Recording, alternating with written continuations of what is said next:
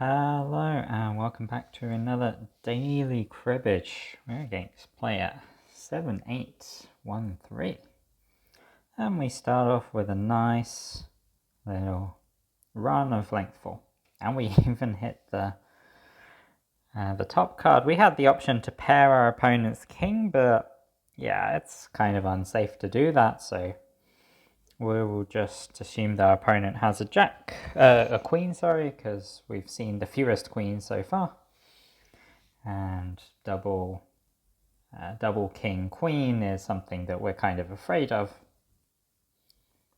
We get a nice big crib as well, taking us up to 21, exceeds our first milestone.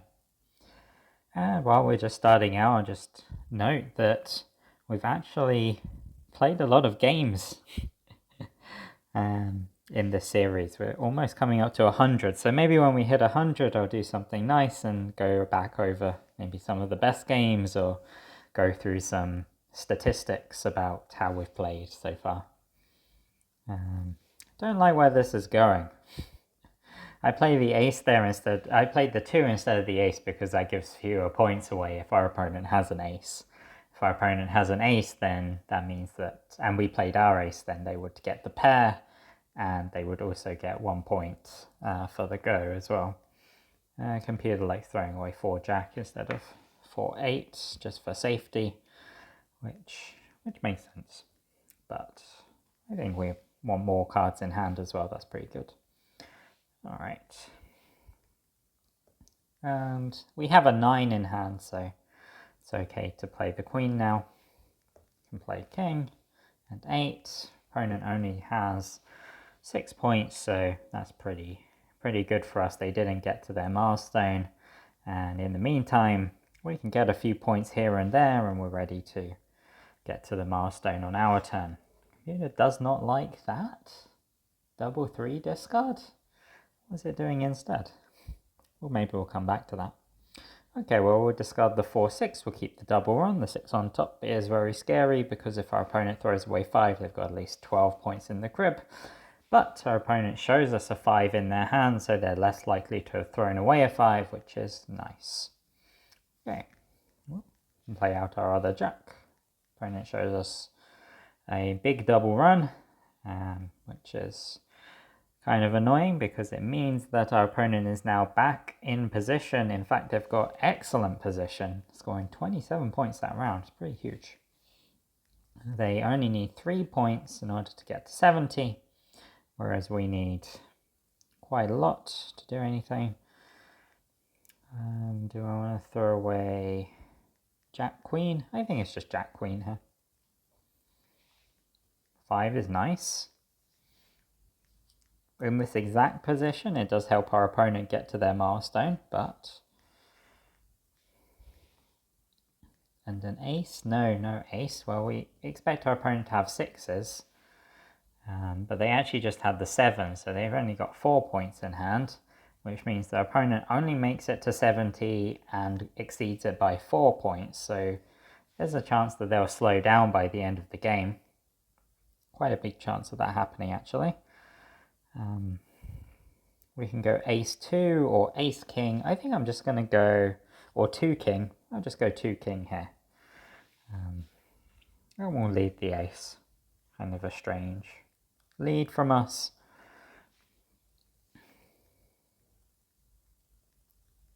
Okay, opponent has a lot of 4s apparently.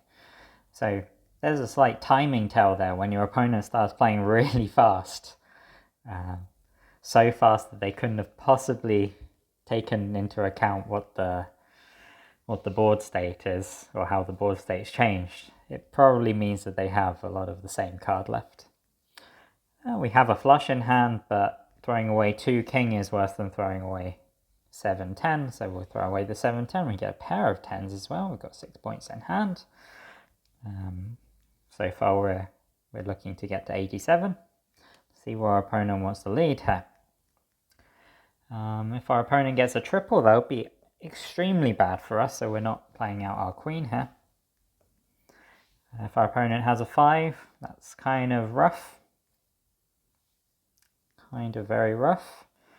If our opponent has a king, that's probably better than if our opponent has a queen, so we lead the king.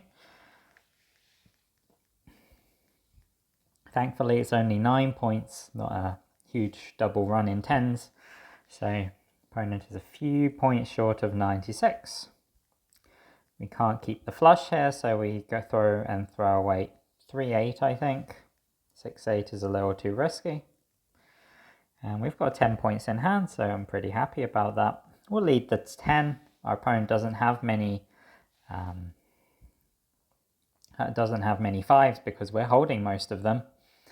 Our opponent does have what looks like 4 points, so they do get very close to 100. It's probably with the crib they make 100, but thankfully they're not in striking range of 121. They need 16 points, which is very hard to get on demand. So we look down at ace 2 4 7 9 queen, probably just the 7 9. We keep the ace 4 together, and we get one of the best cards for us, the 3. Gives us 8 points in hand. Opponent does show us double 7. Okay, let's see if they've got aces. They do have aces. I'm just going to take 2 points here. I don't really like the idea of giving our opponent lots of points if they had a double 7, double ace hand. I think we're actually doing quite well even against those really strong hands. Okay. And we've got 6 points in hand. We need a few more points. What's the best way to keep more points? It's not the 4. We don't. If we get a 5, I think it's okay to keep an ace, because then we get outs on 7s, outs on 8s, but we cut a 7 instead, which is annoying. 6. No, that's not working. I'm going to give my opponent the opportunity to play a 7, because then I get 2 points for this, but if our opponent plays a 9, then we get a couple points there. Yeah, that didn't quite work out. Opponent has a huge hand, so no chances there. Pretty close. If we had kept the 2 instead of the ace, we would have got there. But I just wanted to get more points out of an 8 than an ace. Is the 2 better to keep than an ace? Well, let's go back and think about it. Okay, so this is the position that I was trying to work out right at the end there. We're at 111 points as pawn. We need 10 points to go out, and we look down at a hand which contains 6, 6, 9. So we've already got 6 points. We need another 4 points. And the question is, which card do we keep to keep the most number of points available to us?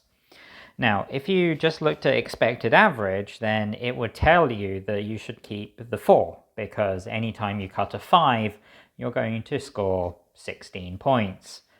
We don't need that though, where 16 points is complete overkill. So I thought that if we cut a 5, it's okay for us to keep 6, 6, 9 ace, because that gives us 8 points, and maybe we can get the 2 points on the play. And I was hoping that the ace would play slightly better than the other cards. However, that didn't really turn out to be the case. Of course, our opponent knows that we are really trying to get points on the play. And so at this point, we can disregard a lot of normal trapping ideas. So for instance, you might think that 4, 6, 6 is a magic 16, which could be quite good for us to keep as pawn in 3 cards. But actually, no, the magic 16s kind of go out of the window when your opponent is really trying to stop you from scoring a huge amount on the play. In this case, it turns our opponent actually just looked down at a hand that has 12 points in it, so they kept that and just guaranteed themselves to go out as long as they didn't give away too many points. And so it turns out that the hand that they kept, I think it was 7, 888, was kind of susceptible to some of our traps. Maybe we could, and in the end we managed to get 2 points on the play from our ace by getting the 31. We had to sacrifice a few points for that, but our opponent's never scoring 12 points on the play, so we're not really worried about that. Okay, so what are the differences between... Oh, and the one thing that I noticed just before I started recording was that there was another option, technically. If we don't want to keep 669, we could possibly throw away 4-9 and keep ace-2, 6-6. It's 4 points, but it sort of improves in a few ways. For instance, if we cut a 3, then I think that's 9 points. What's that? So 3 for the run, 3, 5, 7, 9. Yeah, 9 points if we cut a 3. And we still have some outs to some 9s, although it's a lot better if we just keep the 9, I think, because then the 9, whenever we cut a 9, is really an out. So that's what I like. So at the moment, so if we keep 669, what are our outs at the moment? There are 2 6s and 3 9s, so that's 5 cards. And how about 3s? Well, 3s give us 8 points. So that's not quite enough. Is there anything else that's giving us lots of points? Not really. If we keep a 4, then 5s become an out. And do 2s become an out as well? No, not quite. That's a little bit off. So 4s would give us 5s as an out. If we kept the 2, then the 7s become an out. And if we keep the ace, then 8s become an out. But also with aces and 2s, if you think that 3s are pretty close to being an out, then by keeping either ace or 2, then you're allowing yourself to hit 3 in a few different ways. So not only can you cut 3, you could also, by keeping the ace, if you cut a 2, then that makes a 3 in hand, so that gives you 8 points as well. So you only need 2 points for the play. So don't mind that so much. I think aces and 2s then are going to give us pretty much the same expected average. The only difference is that if we keep a 2, then... there's one difference, I guess, which is that... And I didn't think about this consciously, but I suspect it was part of the reasoning. Is that if you keep a 2 here, then 4s are going to improve your hand as well. But we have removal to one of the 4s. The corresponding card for ace would be 5. So if we keep 2, 6, 6, 9, then there are 4. Then there are 3 4s that we can cut that will give us 8 points. Whereas by keeping ace 6, 6, 9, then there are 4 5s that we can cut. So I think that's slightly higher expected value, or slightly increasing the number of outs. Remember, we don't really care about expected value, we just want to increase our outs. So for that reason, I was thinking ace 5, 9 is an extra 15, and there's an extra 5 left in the deck that we could hit, which would be good for us. So those were my thoughts. Let's see. I don't think we need to have a look at the expected averages online. I think that's pretty much everything I wanted to go through. I hope you found that useful, and I will see you next time for another daily cribbage. Bye for now.